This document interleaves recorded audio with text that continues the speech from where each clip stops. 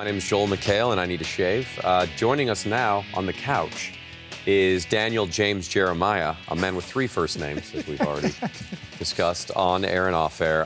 We were just talking about college football and about the new playoff system and how I loved college football, and I would just lose interest by the end of the year because I was like, well, this is just to be voted on in a very biased way, and I don't care anymore. And now, obviously, they're still voting, but it's a playoff system. But you were just saying how Alabama won the national championship and didn't even win.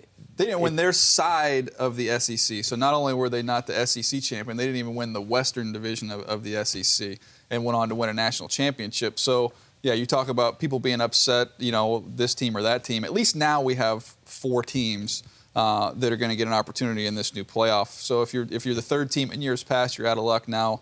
We'll let them play it out. Is there any sport in the world on a level like this, other than this American college football, that is voted on like this, even with this playoff system? Is there anything like this? Well, you've got college basketball, right? But there's 64 teams in that, so a selection committee. Now, right? Yeah. Now they go to 68 because they have a couple play-in games. But that's what's so weird about this to me. As you look here at the playoff rankings here, look, Mississippi State, Auburn, Alabama, all in the SEC West. So that's going to shake that whole thing up. But you said off air, you said why not just take the champion of each? Yeah, of the conferences. Yeah, of each conference and have them. Why? It seems so simple. Why can't we just do that? Well, because a lot of people will argue that the SEC West, for example, was often cited because you have all those power teams, that the second place team from there is better than a Big 12 champion or better than an ACC champion. Too bad for you. Too bad. You're in that division. It happens with so many, like NFL. It's like, sure, the divisions are always better than other you're divisions. A Seahawks fan, so, you saw last year the Arizona Cardinals. They're in the same, unfortunately, they're in the same division. Yeah. You don't win your division, you don't go. And for the longest time, people call it the NFC worst. And, and now it's great. Well, I was scouting, when I was scouting with the Ravens, go back like 03, 04, like during that period of time, we would always look at the schedule a year in advance and was like, we got the NFC West this year. Right. Yeah, not anymore. No, not anymore. I just feel it's just your solution for and two, with divisions, like you look at Ohio State last year, they were 11-0. They play in the Big Ten championship game against Michigan State, they lose. So Michigan State then goes to the Rose Bowl, not Ohio State. Mm-hmm. Yeah, but wasn't Ohio State still on penalty? They weren't allowed to participate in the. Well, last year Michigan State, not only they go to the Rose Bowl, they go to the Rose Bowl and take care of business against Stanford. Yeah. That's why I think Michigan State's in good shape this year. If they can win this week, that's a huge game. But Michigan State, like Ohio a State. A 16-team playoff where if you're a 1 through 8 seed, you get a home game, and that's your reward for being a top 8. I went to Appalachian State. We're Division I AA, and now they call it like the FCS, but it's a 16-team playoff. They've been doing it forever. That's why it was so funny to me when it works. It works. You get a true champion every year. You win your conference, you're automatically in, and then they took some at-large teams. But that's what cracked me up when the people that said, well, it's an academic issue. You can't have players being gone and missing school during this time. I'm like, well, they didn't care at the 1 AA level. They didn't care. No, and so, if that's the issue. That's so much college sports as kids missing games. Oh, how about college basketball? They're gone all the time. They're gone. It's insane. And there's obviously a lot of good games on this weekend. You talked to Sean Alexander earlier, talking Alabama, LSU. I don't know what you're talking about. You don't remember that? I have no recall of that. No recollection. You remember Sean Alexander with the six touchdown game with the Seahawks? That was a good time. So I was working right out of college. I was working with ESPN. And I was a spotter in the broadcast booth. One of the jobs you had to do is you had to take a piece of paper and you had to go identify where the owners' boxes are. You know all this whole thing. So you'd write like OW on there, and you'd put it underneath the box. So the window's up here, and you'd put it underneath there. So the cameramen, if they start talking about the owner, they scan around. Boom. Okay, there's the owner's box.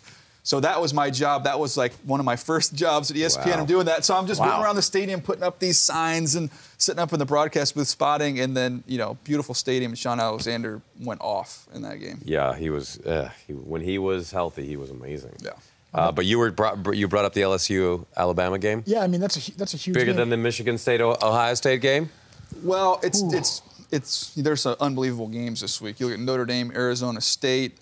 We have UCLA, University of Washington. UCLA, that's where I was going. That's where I was going next. But Oregon, Utah's this weekend. Yeah, no, it's a loaded slate of games. But I actually like LSU for an upset here. I know Alabama's better at the quarterback position, but going to LSU at night, that's a tough place to play. It's amazing the wide receivers too that LSU lost. Odell Beckham, Jarvis Landry, and still kind of able Jeremy to. Hill at running back. Jeremy Hill at running back. LSU's. I mean, I think they had 10 or 11 juniors come out last year. He didn't open his big mouth last night. Oh, jeez. How about that? I know we got beaten all that, but they weren't that good. Not Why even would you talking say about that? Not even talking about Notre Dame, Arizona State. Kind of a sneaky good game between two top 10 teams. And that's why some people say, well, if Arizona State were to win out, would they get in? I don't know. You give up 62 points to UCLA. I don't know. That's a little bit of a tough sell when you get inside that round. How do you watch college football? Because I mean, obviously you played. You still pay attention to the Huskies. Do you watch on Saturdays at home, barred? You have kids I now. was very good at practicing. Yeah. The defense felt so good about themselves when they played against me. They're like, wow, I can tackle anybody. No, here's how I watch. I turn on the game, and then my 9-year-old comes over and says, I need help with this Lego. And then I leave. And then I come back. And then my 6-year-old does this thing where he opens up a Sharpie, and then he'll just stand above me, and then I'll look, and then he'll drop it on me. So I catch about 10% of the game. Even though that's a solid watching experience you've got yourself right there. Yeah, and then my 9-year-old would be like, why are you watching this? And I'll be like, well, I like football. And then it would be like, why? And they're not huge football fans, but strangely they like... Not strangely, they like F1 racing. Really? So like that that race in Austin was on last week, and you turn that on, they're like, what's going to happen next? So they're going to drive around in a circle. Not in Austin. How dare you? It's never seen it. Oh, it's a beautiful track. It's brand new. Oh. It's an amazing track. I wanted to ask you a question because when you're scouting, a lot of the scouts get into the office and we'll see a play. Like I remember with the Ravens, Haloti Ngata's coming out of college at the University of Oregon. They have him on punt block. He's a 350-pound man. He blocks a punt against Arizona. He swallows the ball. No, yeah, exactly. So punter scoops it up and just gets the bright idea he's going to try and run for the first down. So Ngata, 350 pounds, sprinting, cuts him off, hits him on the sideline, and just drills, broke the guy's leg. He goes flying off. So I immediately go and just grab every scout or every personnel guy. You guys got to come and watch. This play's unbelievable. But I was thinking about you with the soup. Do you ever have a video that's just like so unbelievably stupid that it just kind of pulls everybody in before you get the show and it's like you've got to, you're not going to believe this? Oh, well, we have this. We showed a clip from the Rich Eisen show last week. No, no, it wasn't. I'm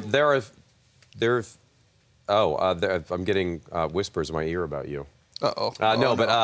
There have been a couple of clips that defined the show over the years, and the first one was Whitney Houston, God rest her soul, was a drunken, crazy argument between her and Bobby Brown, where they were talking about President Bush. Oh, I know what clip this is. And she screamed with that beautiful voice that was a bit impaired by tremendous amounts of smoking, but she screamed, "Kiss my ass." Right. And I was like, look, there's one of the biggest stars in the world just screaming, "Kiss my ass." And we must have shown it. I mean, they should have sued us for how many times we've shown it. It's our Joe Theismann tape. So it really, and also we had one called Spaghetti Cat.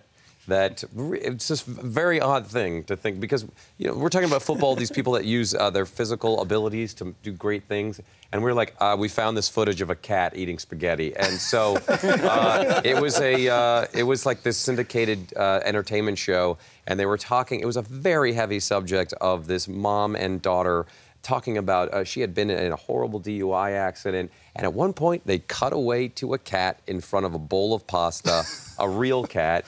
And it's just a cat, and it's just sitting there, and then it cuts right back to them, and it's unexplained. That's amazing. They just cut away to, and so on the show, we're just like, I guess that was art. We don't know what it was. So that's fantastic. It's not as cool as Haloti Ngata snapping somebody's leg in half. Not as engaging. The other one I can remember was Gus Malzahn, who's the head coach at Auburn, who's done a fantastic job there. Yeah. He's a high school coach, and then he goes to Arkansas. Then he's up at Tulsa.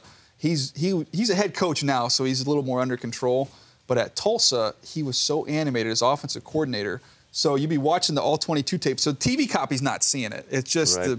you're studying the Quick tape. talk before we have to wrap this segment up. We have 10 seconds. So every time they scored, he would point to the scoreboard like that. It was fantastic. amazing. It was awesome. We need to get him on the show to tell us when we're out of time. The Rich Eisen Show, weekdays at noon Eastern. On Audience.